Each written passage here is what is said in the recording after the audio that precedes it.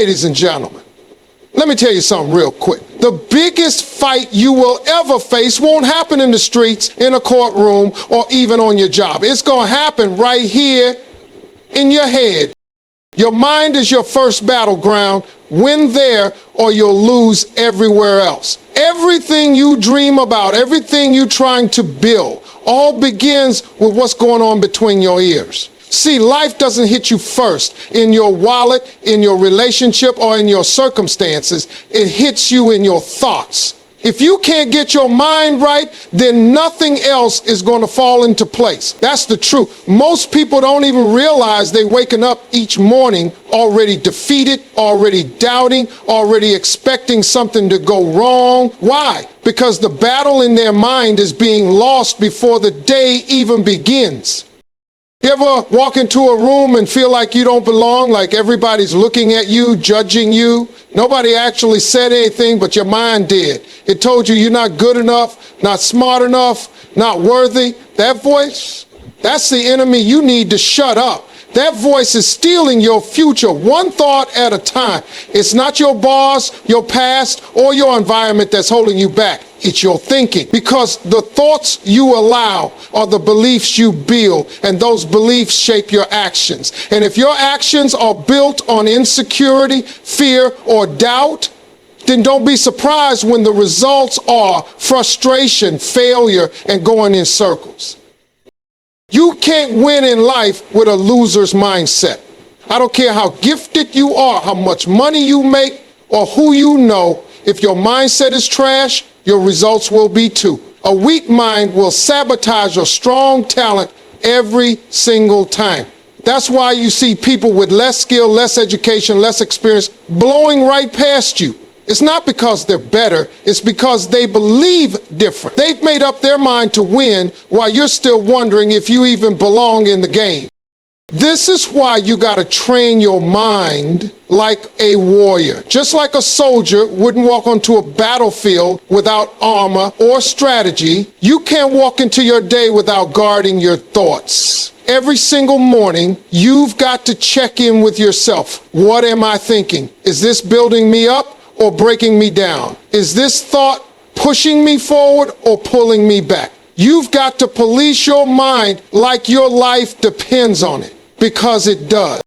And let's be real, it ain't always easy. Some days your own mind will try to bully you, tell you you're behind, that it's too late, that you missed your shot. But that's the test. Will you listen to that nonsense, or will you talk back? Will you speak life over yourself when life isn't doing it for you?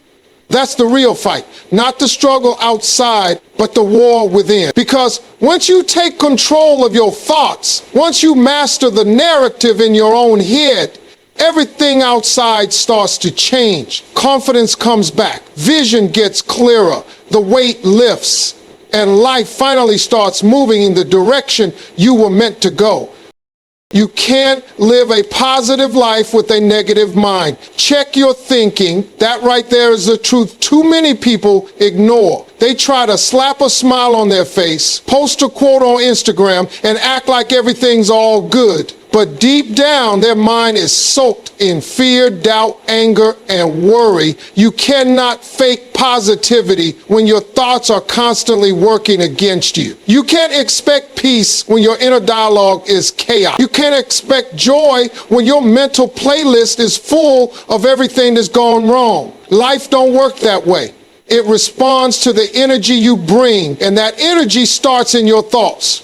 People want success, they want better relationships, better opportunities, a better version of themselves, but they don't want to do the work of changing the way they think. They want to win with a defeated mindset. It doesn't happen like that. The moment you allow negative thinking to run wild, it starts influencing your decisions. And when your decisions are shaped by fear, insecurity, or bitterness, your life starts heading in a direction that was never meant for you. You sabotage your own blessings not because you're incapable, but because you keep entertaining thoughts that tell you you're not worthy of them.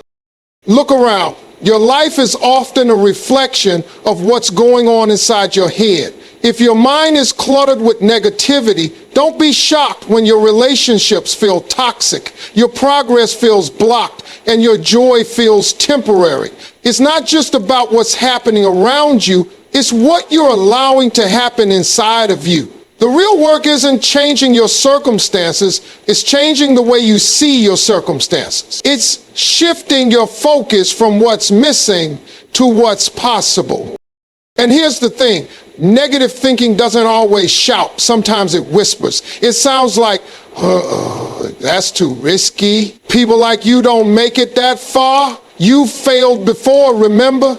These little lies creep in, and before you know it, you're paralyzed. You start playing it safe, holding back, settling for less than you deserve. Not because you weren't capable of more, but because your thinking convinced you otherwise.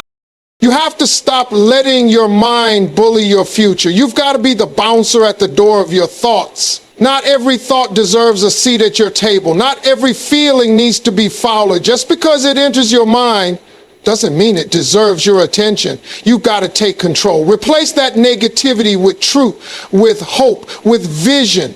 Start speaking to yourself like someone worth fighting for, because you are. The life you're trying to build, the peace you're craving, the breakthrough you're praying for, it all starts with your thinking. Not your bank account, not your connections, not your situation, your mind. If you want to shift your life, the first move is mental. So ask yourself, are your thoughts helping you heal or keeping you stuck? Are they lifting you up or dragging you down? Because you will never step into a life of abundance if your mind is still trapped in lack. Every doubt you entertain is a brick in the wall between you and your destiny. That might sound dramatic, but it's real. Doubt isn't just a passing feeling. It's a force, a quiet, sneaky, dream-killing force that shows up in your mind asking just enough questions to make you sit still when you should be moving. It whispers, what if it doesn't work? And before you know it, you're frozen. You're not making progress. You're overthinking. You're hesitating on something you were once excited about. That's what doubt does. It doesn't slam the door shut. It just makes you second guess opening it. And the dangerous part, doubt is patient. It doesn't rush. It builds slowly. Every time you hold back because you think you're not ready, a brick goes in that wall. Every time you tell yourself someone else could do it better, another brick. Every time you replay your past failures like a highlight reel, another brick. Until one day, you're staring at this big heavy wall between where you are and where you want to be, and you helped build it. Not on purpose, but thought by thought, fear by fear, excuse by excuse. See, your destiny isn't just waiting on your talent, it's waiting on your belief. You can be gifted beyond measure, have the best ideas, the strongest work ethic. But if doubt has set up camp in your mind, none of that matters. You'll keep talking yourself out of opportunities. You'll keep shrinking when you should be standing tall. You'll settle for what's safe because doubt convinced you that bold is too risky. And let's be honest, most of the time, doubt sounds reasonable. It disguises itself as caution, as logic, as being realistic. But don't let that fool you. There's a big difference between being wise and being afraid. You weren't meant to play small. You weren't designed to live behind a wall of insecurity.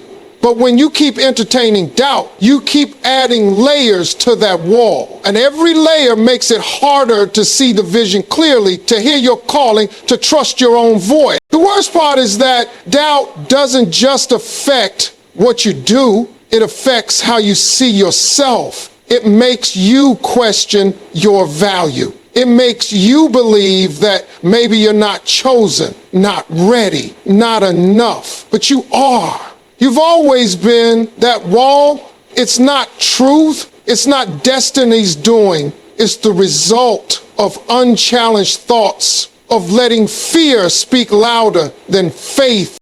You have to recognize doubt for what it is, a thief. It steals your time, your peace, your potential. And every time you feed it with your attention, you give it permission to stay. But the moment you stop letting it rent space in your mind, the moment you start tearing down those bricks with action, with belief, with courage, that's when you begin to see that the wall was never stronger than you. Stop rehearsing your failures. Start scripting your comebacks.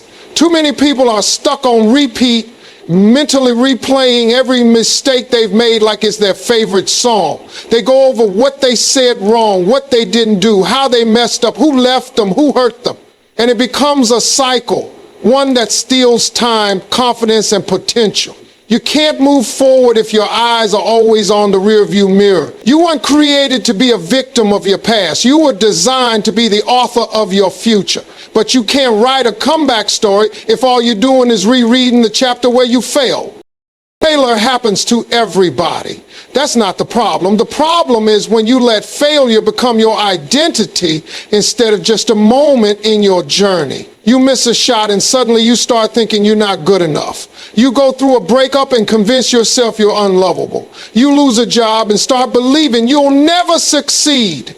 That's not failure, that's false storytelling. And the worst part, you're the one telling it. You're the one playing the negative highlight reel. Every time you relive that pain without a plan to rise from it, you're rehearsing your role as a loser instead of rewriting your future as a winner.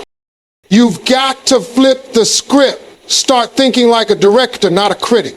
A critic looks at what went wrong and points fingers. A director looks at the mess and says, all right, let's take it from the top. This time with power, with purpose, with a new ending. You have to take control of your story. Start scripting your comeback before the world even knows you're down. Start speaking the recovery before you feel strong again. That's how champions are made, not in the spotlight, but in the silence, when nobody's watching and you choose to keep believing anyway. Your comeback doesn't begin when things finally start going right. It begins the moment you stop giving your failure the microphone. It begins when you get tired of living beneath your purpose. It begins when you say, yes, I messed up. But that's not where it ends. Comebacks aren't built on perfection. They're built on perseverance. They're built on guts. They're built on the decision to learn from the fall, to get back up, to step forward even if you're still limping. They ain't waiting for someone to come and rescue you from your past. That's your job. You got the pen in your hand. You got the power to decide how this chapter ends. But you can't write a new story while you're memorizing the lines of the old one. So let it go. Let the shame go. Let the what ifs go. You got too much purpose, too much fight, too much left inside you to be stuck in something that already happened. Your future is waiting on you to stop rehearsing your pain and start rehearsing your power. Fear and faith both demand belief. Choose wisely. That line right there might just be the most important decision you'll ever make in your life, because whether you realize it or not, every step you take, every move you make is powered by one of these two forces. Both fear and faith speak to your imagination. They paint pictures of the future. Fear shows you everything that could go wrong, what you might lose, how you might fail, what people might think. Faith shows you what's possible, what you can become, how things can work out, how the impossible can break wide open if you just dare to believe. But here's the thing, both of them are asking you to believe in something you can't see yet. Fear wants you to believe in a future filled with regret, pain, and loss. It shows up when you're about to try something new. It whispers in your ear when you're standing on the edge of purpose. You're not ready, you're not enough. What if this doesn't work? And if you listen long enough, you'll start to believe it. You'll start building your choices around what might go wrong. You'll pull back from opportunities, shut down your voice, shrink your dreams, not because it's impossible, but because fear convinced you it was. But faith is fear's opposite twin. It speaks just as loud, but with a different tone. Faith says, try anyway, speak up, move forward. It's not over. Faith doesn't require evidence. It requires courage. It asks you to believe in something greater than your circumstances, something stronger than your feelings, something deeper than what your eyes can see. Faith says, even if I don't know how this ends, I trust that it's worth beginning. And that kind of belief is what turns average people into extraordinary stories. You have to understand this. Belief is a powerful force. And wherever you place it, that's the direction your life begins to move. If you keep feeding fear, it will grow. It will wrap around your goals like chains. It will use your past as proof and your pain as permission to keep you stuck. But if you choose to feed faith, if you make a decision, even with shaking hands and a racing heart, to believe that better is possible, then you open the door to progress, to change, to breakthrough. Choosing faith over fear doesn't mean you never feel afraid. It means you don't let fear make your decisions. It means you feel the fear and move anyway. It means you trust that the purpose over your life is bigger than the problem in front of you, because at the end of the day, both fear and faith want the same thing: your belief, your agreement, your focus. But only one of them will build your future. Only one will pull you out of the shadows and into the light. Only one will turn your pain into power. So every time you're faced with a choice, remember that belief is the engine behind both fear and faith. And the one you choose to believe in will shape your destiny. Your breakthrough is trapped behind the lies you keep telling yourself. Set it free. The truth is, most people aren't being held back by outside forces. They're being held back by the stories they keep repeating in their own heads. It's not the world that's standing in the way. It's the version of yourself you've chosen to believe in. That quiet voice that says, I'm not good enough. It's too late. I always mess things up. I never get it right. Those are not truths. Those are lies you've rehearsed so many times they started to sound like facts. But let's be clear. Those lies didn't come from nowhere. They were born out of pain, out of disappointment, out of moments where you felt like you gave your all and still came up short. And instead of separating the moment from your identity, you let the moment define you. You let one bad season convince you you're not built for better. And now you walk around acting like the future owes you something, when in reality, you're the one keeping the door shut with your own words. You can't step into greatness while dragging around a script of self-doubt. You can't build a future on a foundation of falsehood. And yet, so many people wake up every day already defeated, not by what's happening to them, but by what they're saying about themselves. That internal dialogue matters more than any external challenge you'll ever face. Because until you fix what's going on inside, nothing outside will ever change. Your breakthrough is already within reach, but it's waiting on you to be honest. Honest enough to say that thought is not helping me. Honest enough to stop repeating generational curses disguised as personality traits. Honest enough to stop blaming the world when the real war is happening in your own mind. It's time to expose those lies. Lies that say you're too broken. Lies that say you missed your moment. Lies that say you'll never be loved, never be whole, never be more than what you are right now. None of that is truth. That's fear in disguise. That's defeat trying to take root where destiny is supposed to grow. But here's the good news. You don't have to keep living like that. You have the power to rewrite the script. You have the power to confront every lie with a stronger truth. The truth that you are capable. The truth that your past didn't cancel your future. The truth that you've still got fight left in you, but you've got to be willing to speak it.